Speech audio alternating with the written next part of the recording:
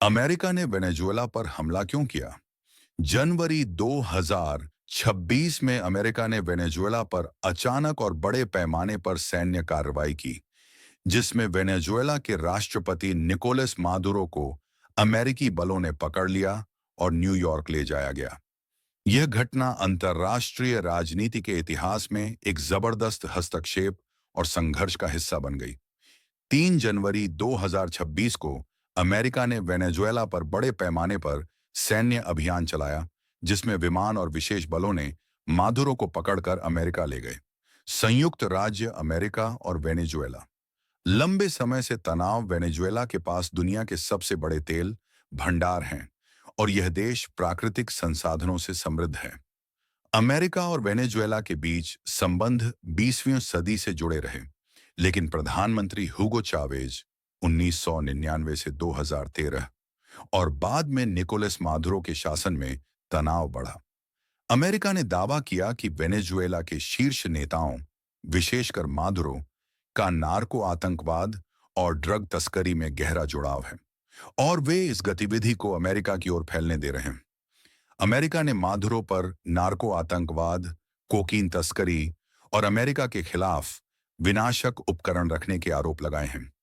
आरोपों का वेनेजुएला का जवाब मिला। वेनेजुएला सरकार ने इसे राजनीतिक बहाना कहा और आरोपों को झूठा और अमेरिका की हस्तक्षेप नीति का हिस्सा बताया।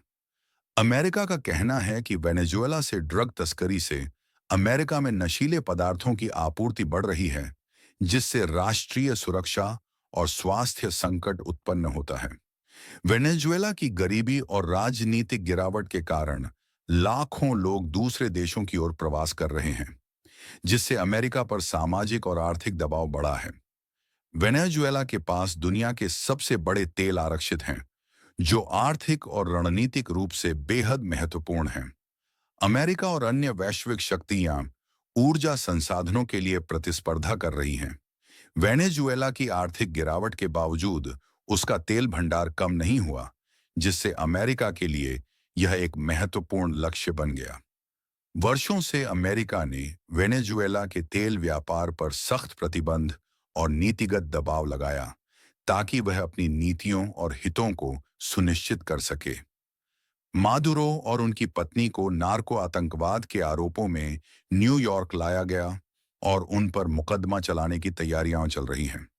अमेरिका ने कहा कि वह वेनेजुएला को अस्थायी रूप से नियंत्रित करेगा और राजनीतिक बदलाव होने तक प्रबंधन करेगा। कई देश जैसे कि चीन, ब्राजील, दक्षिण अफ्रीका आदि ने अमेरिका की कार्रवाई को अंतर्राष्ट्रीय नियमों का उल्लंघन बताया है। कई कानूनी विशेषज्ञ कहते हैं कि यह हमला संयुक्त राष्ट्र चार्टर के अनुच्छेद 2.4 का उल्लंघन है, क्योंकि किसी स्वतंत्र देश पर सैन्य हमला सिर्फ सेना की रक्षा या यूएन मंजूरी से कानूनी है।